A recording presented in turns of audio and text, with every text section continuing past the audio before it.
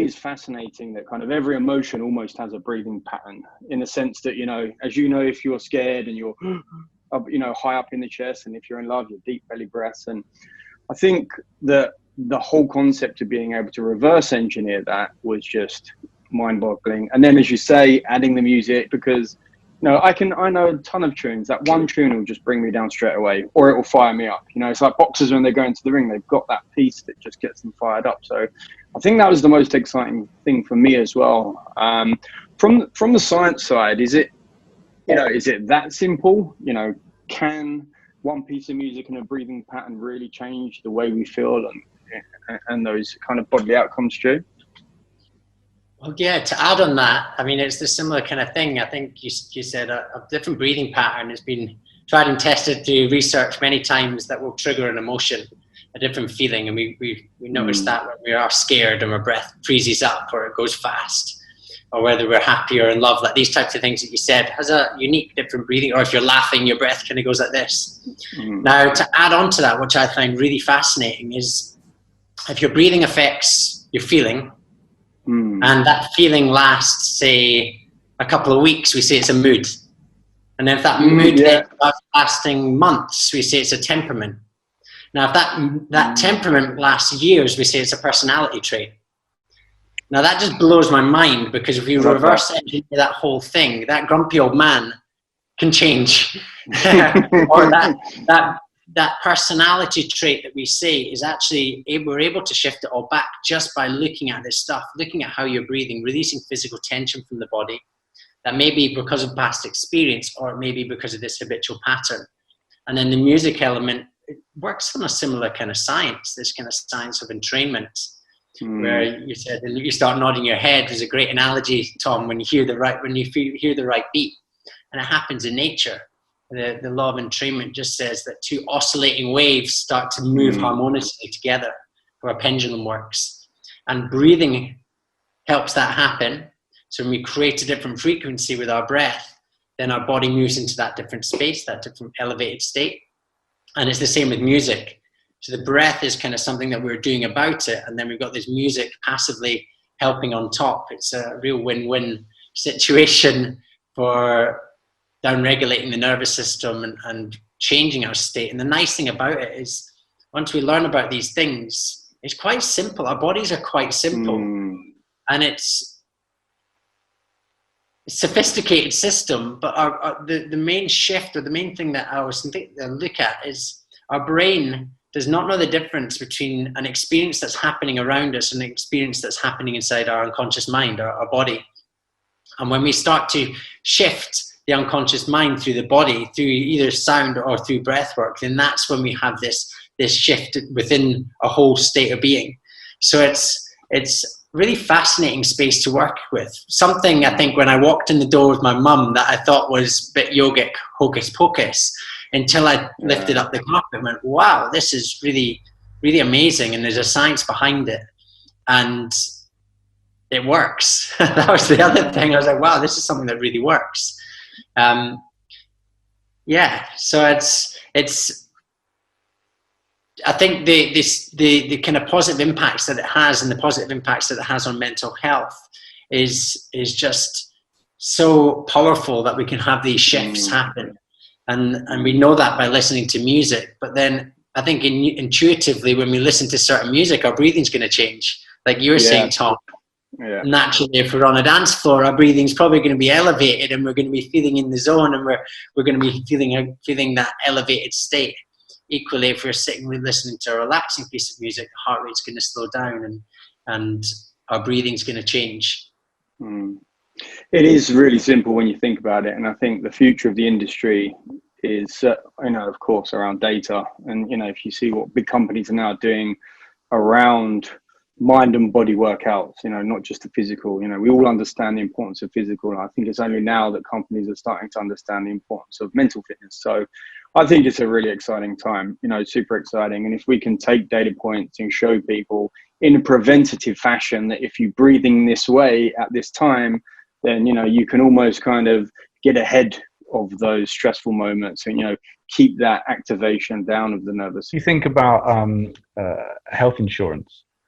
Learning to breathe, or relearning something that we take for granted. And obviously, prior to learning or relearning this incredible art of breathing, and Stuart, let's go into that in a minute. You know, the idea that for many years we've probably been chest breathers and mouth breathers, and we're not even aware of our breath unless you're maybe practicing a pranayamic and yogic technique, or you're doing meditation on a daily basis. So if there's a platform that helps you to learn very simple techniques, guided with voice, so it's really, really simple, and let's say removing a lot of the let's say aspects that maybe are blocks to mental fitness, because not every guy wants to go to yoga class, right? So what is it about silent mode? What is it about breathonics that makes it universally appealing? To me, it's removing these barriers. It's an education piece. It's saying, look, if you don't know how to breathe, here's some really simple tools and techniques, and you're going to go up or down, power up, power down, up regulate, down regulate. So maybe we could just talk about the power of this and the simplicity of it, you know, the art of breathing. And given that this is a new technology, a new platform, that in effect is basically a whole new genre of functional music that integrates this. It's a new kind of term that's starting to kind of bubble around, but music with a functionality. Guided breath work with functional music equals total mind, mood, energy, state transformation. And that to me is incredibly powerful, given that it only takes a few minutes. So Stuart, maybe you could run through, you know, what's happened to us, you know, from a baby being a natural kind of belly breather, getting it right, and then over the years we've just lost all of that and we've forgotten, and obviously, you know, chest breathing and holding all this sort of tension. Run us through what is, you know, the power of the breath and why we need to relearn it. Well, what's happened? It's called life. Life happened. It's as simple as that. Babies, like you said, the breathing gurus, we start life as this perfect breathing baby, and then life happens. We start to either form bad habits from learning from other generations of bad breathers, or we shift. Our body's always trying to find balance, and we're doing this thing 20,000 times a day, so the habitual practice of it does shift. And there's so many different factors that can come into this. It could be physical, it could be clothing, tight jeans, high-waisted jeans, tight belts. Our breathing pattern changes, we start using our chest. It could be the stress, we get stuck in that stressful loop, so we reform these habits of breathing. When we breathe a certain way, it changes the chemistry of our body. So the pH will change and our buffer level then changes, so our whole body adapts. So then we get stuck again in this loop of bad breathing. So there can be all shapes and forms. It could be an emotional experience. I know I shared my experience, which was grief. What happened with grief? I created tension in my body because I didn't know how to actually express that feeling, which goes a little bit deeper, because why couldn't I express that feeling? Because maybe I'd grown up with a belief that big boys don't cry and these types of things. So we can see there's loads of different factors that start to influence the way we breathe, because our breathing is influenced, from our mind, first and foremost, but the mind, like I said, the mind is triggering our breath, whether it's what's happening in our surroundings. That's when the sympathetic system might kick in. If you wandered onto the road and a car was coming, you'd see the car, gasp of air, jump back onto the pavement. So that's the surroundings, but also when we're looking at sort of mental health awareness and looking at stress and anxiety, well, that tends to be just what's happening in our mind. And again, the unconscious mind does not know the difference between something happening in our environment and something happening through thought alone. So we're triggering these same breathing patterns. So it's where it gets just quite exciting, because we have control of our breathing. And you talk about these states of beings that music can put you in or breathwork can put you in. And state of being is just a product of feeling and thinking. You think a certain way, that's your thoughts in your mind, and then you feel a certain way in your body. Happens in the mind, goes down to the body responds in a certain way, a certain breath pattern, and that triggers our mind, and we create that loop, that creation is our state of being. Now, because we have conscious control of our breath, we can change that loop, we can start influencing our state of being. which is, I like to think of it, we can end up being kind of the puppet of our own day. You can start influencing your mood by understanding, right, I'm feeling a certain way, but I want to feel something different. We already do that. We have a cup of coffee in the morning. Some people anyway get up and have a cup of coffee because they want that boost. Well, why have a cup of coffee when you can do a breath exercise? You can do a power up exercise on the app. Or it gets to the end of the day and we've had a stressful day because life happens. We're always on. We're kind of addicted to our phones and all these things, tech. We're using lots of different things that are switching us on, just the nature of the world that we live in. And especially the world at the moment. It's like you said, exceptionally fearful and a lot happening, whether it's pandemics, whether it's climate crises. There seems to be stress coming from every angle. Then it gets to the end of the day and we can't get to sleep at night because the system, although it's just in our mind, is signaling a threat as if there's a predator in your room. So of course your body's not going to switch off, but again we can influence that with music to slow your heart rate down, with breath work to start to calm the nervous system, and you get to wind down before you get to sleep, so you have a better sleep. So it's really understanding, well, how can I optimize my flow of my day? Is that having these different peaks at different times? Is that accessing a state of flow before a meeting? Or am I going to go to a gig right now and I want to be pumped up? I've been fortunate to work with quite a few artists who have said that they find it, meditation almost puts them in this too chilled a state to get up on stage and perform, compared to some of the power up exercises where they can go, wow, I'm actually in the zone and I'm feeling elevated and I feel connected to the crowd and connected to the music. And that is moving into that peak state to get on stage. So it's nice that we can have these different things. We need a meditative practice to slow ourselves down. Absolutely, that's available. But it doesn't always have to be the chill out stuff. We can start peaking ourselves out or finding balance in the middle somewhere. That's where I find breathing so exciting, because it becomes this super accessible toolkit that you can use just to optimize your day, whatever you do.